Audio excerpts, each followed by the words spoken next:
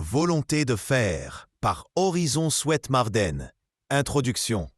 L'éducation de la volonté. Mes amis, la vie n'est pas une loterie où le hasard distribue les prix. Non, c'est une arène où triomphe celui qui forge son destin par une volonté inflexible. Emerson l'a dit avec justesse. L'éducation de la volonté est le but même de notre existence. Cette phrase, gravons-la dans nos esprits. Car sans volonté, le génie n'est qu'un outil rouillé, et le talent, une flamme sans combustible. Prenez Sotirios Louès, ce jeune grec qui remporta la course de marathon aux Jeux Olympiques. Son secret ?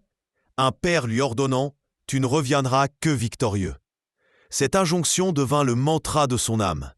Il courut non pas avec ses jambes, mais avec son âme.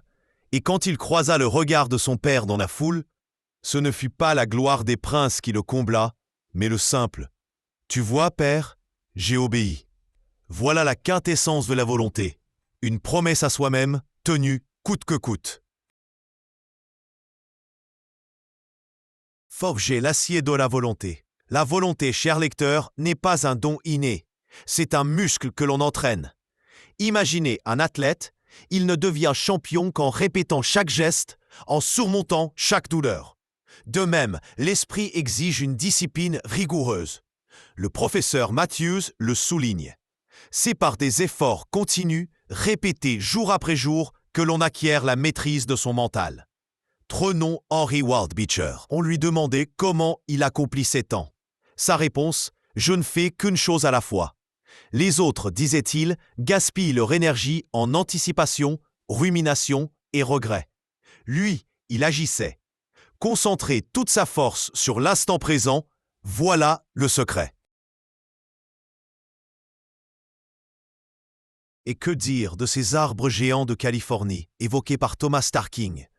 Leurs racines puisent dans les profondeurs de la terre, leurs branches défient les tempêtes. Ainsi en est-il de l'homme. Plus il accumule de réserves, connaissances, expériences, persévérance, plus il résiste aux ouragans de la vie.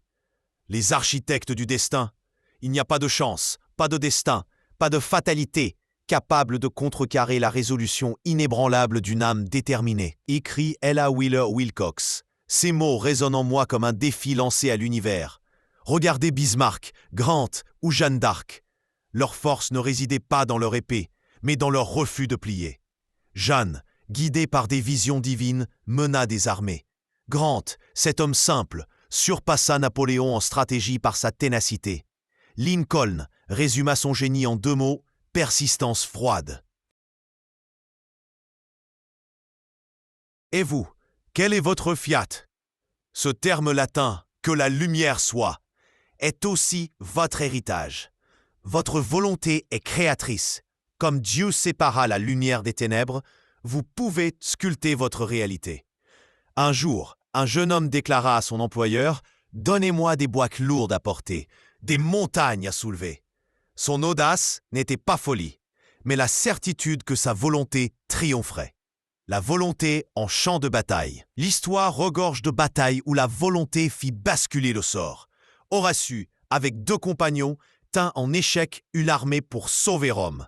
Nelson, blessé et à demi aveugle, hurla « L'Angleterre attend que chaque homme fasse son devoir », avant de vaincre à Trafalgar. Napoléon, lui, incarnait la volonté incarnée. Un jour, ses ingénieurs doutaient de la traversée des Alpes en hiver. « En avant !» ordonna-t-il. Ses soldats, galvanisés, marchèrent. Et l'impossible devint réalité. Roosevelt, à San Juan, résuma cette audace. « Je dus courir comme un cyclone pour ne pas être écrasé par mes propres hommes. » Ces héros nous enseignent une leçon. La volonté transforme l'adversité en tremplin. Les balles sifflent, les montagnes se dressent, mais l'homme qui ose avance.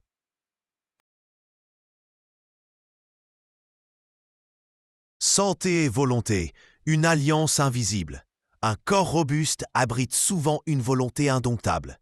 William le Conquérant, décrit comme un géant aux épaules de titan, domina l'Angleterre par sa force physique et mentale. Pourtant, la volonté peut aussi défier la maladie. Darwin, miné par des maux chroniques, consacra 40 ans à ses recherches.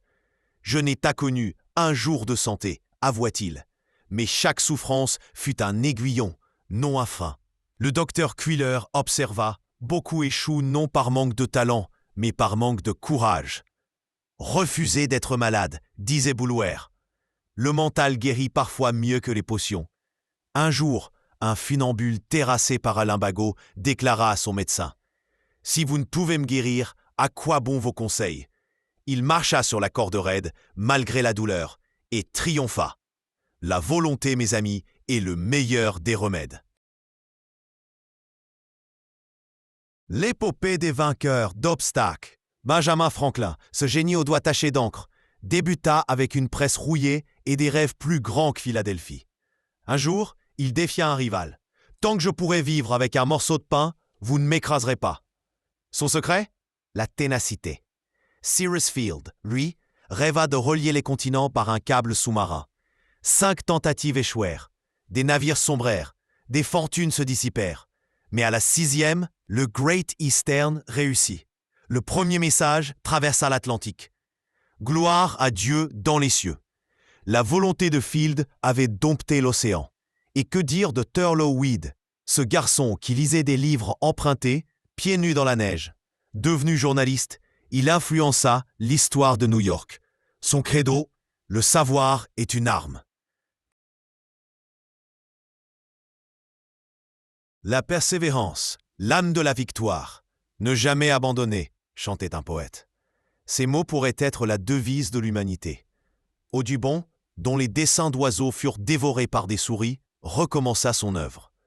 Carlyle, après avoir perdu son manuscrit sur la Révolution française, le réécrivit, mot pour mot. Louisa May Alcott, traitée d'incapable par un éditeur, rétorqua « Je réussirai ». Elle écrivit Les 4 filles du docteur Marsh et gagna une fortune. Cobden, s'effondrant lors de son premier discours, devint l'avocat des pauvres. Disraeli, hué au Parlement, prophétisa « Un jour, vous m'entendrez ». Il devint Premier ministre. La persévérance, chers amis, est la clé qui ouvre toutes les portes. Comme le disait Sumner, 3 choses sont nécessaires. De la détermination et encore de la détermination. La volonté et le divin. Le OO. En terminant, permettez-moi de vous parler du OO. Out and out. Ce terme, utilisé par un marchand irlandais, signifie tout entier sans réserve. Pour Moody, c'était vivre entièrement pour Dieu. Pour nous, c'est aligner notre volonté sur un idéal supérieur. La volonté de faire n'est pas égoïste, elle se met au service du bien. Comme ces géants, Wilberforce luttant contre l'esclavage ou Faraday éclairant le monde. Notre volonté doit élever l'humanité. Whittier le résume en vers. Nous cherchons la vérité dans le monde entier, mais c'est dans le livre que notre mère lisait que réside la sagesse.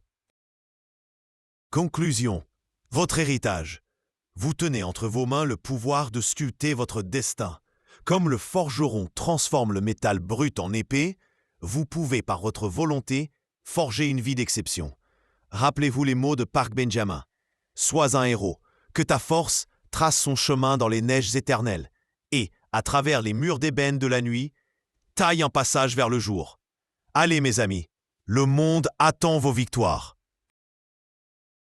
Merci de votre écoute. Après avoir écouté cet article audio, qu'avez-vous ressenti à propos des idées présentées ? Comment votre vie changera-t-elle si vous appliquez ces précieux concepts ? Écrivez votre opinion dans la zone de commentaires.